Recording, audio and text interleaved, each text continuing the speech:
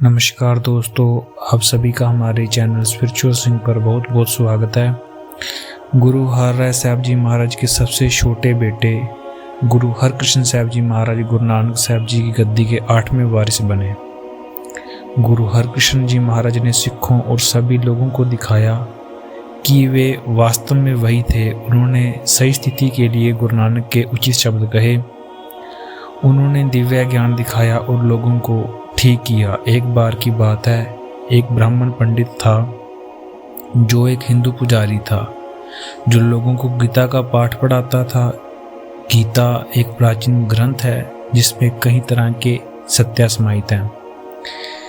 यह कृष्ण नाम के एक महान संत के बारे में बात करता था जो भगवान के बहुत करीब थे। गीता बहुत पुरानी भाषा में लिखी गई है। लोग इस भाषा को सीखने के लिए, गीता को समझने के लिए अपना पूरा जीवन समर्पित कर देते हैं। जब पुजारी ने गुरु हरकृष्ण साहब महाराज जी के बारे में सुना, उसने सोचा कि एक पहले युग में हुए हैं भगवान कृष्ण जी, उनका नाम तो कृष्ण है, लेकिन एक ये छोटा बालक, इसने अपना नाम गुरु हरकृष्ण रखा है। तो उसे यह बात समझ में नहीं आई।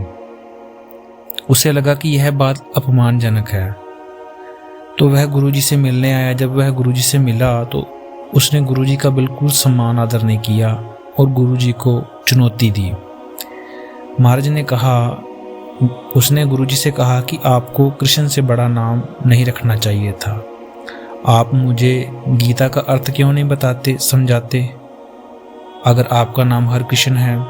गुरुजी ने उत्तर दिया, यह पंडित, परमात्मा के बारे में बात करते हो लेकिन आप उसे महसूस नहीं करते।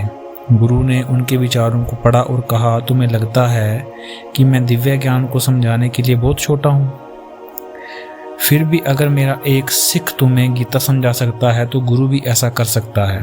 बाहर जाओ और किसी एक ऐसे व्यक्ति को ढूंढो जो तुम्हें गीता समझाएगा। ब्राह्मण ने सोचा, ब्राह्मण बहुत चतुर था।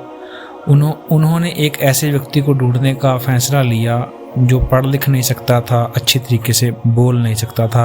आखिर उस पंडित को एक ऐसा आदमी मिल ही गया। जब उसने उस आदमी से उसका नाम पूछा तो उस आदमी ने हल्का हकलाते हुए बोला कि मेरा नाम छज्जू है। पंडित ने सोचा कि वह मुश्किल से अपना नाम बता सकता है, इसे गीता के अर्थ के बारे में क्या समझोगी, ये तो बोल भी नहीं सकता। तो वह पंडित उस आदमी को गुरुजी के पास लेकर आ गया और कहा, महाराज, अगर आप जी सच में आपने नाम अपना हरकृष्ण रखा है, आप परमात्मा के अवतार हैं, तो आप इस आदमी से गीता के उपदेश सुनाइए। गुरुजी ने कहा, ठीक है। गुरुजी ने उस पर मेहर की दृष्टि डाली और उस पर हाथों में पकड़ी हुई छड़ी को उसके सिर पर रखा।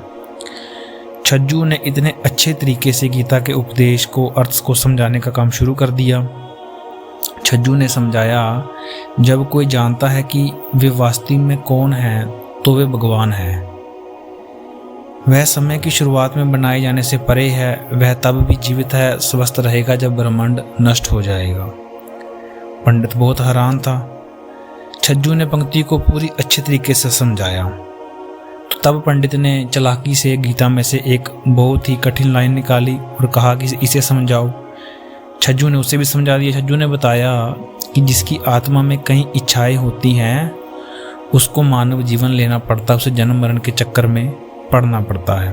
और पंडित को विश्वास नहीं हो रहा था, वह अपने कानों से क्या सुन रहा था। उसने बस गीता की ऐसी व्याख्याएं सुनी थी जिनके बारे में उसने पहले नहीं सोचा था। अब उसे हर चीज के बारे में अच्छे तरीके से समझ आने लगी। अब वह करता कि उसका अहंकार चूर चूर हो चुका था। उसने गुरुजी से कहा, महाराज मुझे माफ़ कर दीजिए, मैंने सोचा था कि आप एक सिर्फ छोटे बालक हैं जो आपको कुछ ज्ञान नहीं है। महाराज, मेरा ज्ञान एक बेकार ज्ञान था, मैं एक घमंडी व्यक्ति हूँ, कृपा करके आप मुझे माफ़ कर दीजिए, मैं आपके बच्चे की तरह हूँ। तो दयालु गुरुजी ने उसे आशीर्वाद दिया, उसे माफ़ कर दिया। गुरुजी ने अपना हाथ उसके सिर पर रखा और उसे बहुत सी ऐसी चीज़ें अनुभव में आने लगी जो उसने पहले कभी अनुभव में लाई ही नहीं थी। अब गुरुजी ने उसके सिर पर हाथ रखा और उसे जीवन में सेवा करने के लिए कहा, नाम जपने के लिए कहा। तो दोस्तों, ये थी गुरु हरकृष्ण महाराज जी की साखी। तो कैसी लगी हमारी वीडियो? अगर वीडियो अच्छी लगे प्लीज़ लाइक शेयर करना, चैनल सब्सक्राइब करना। धन्यवाद।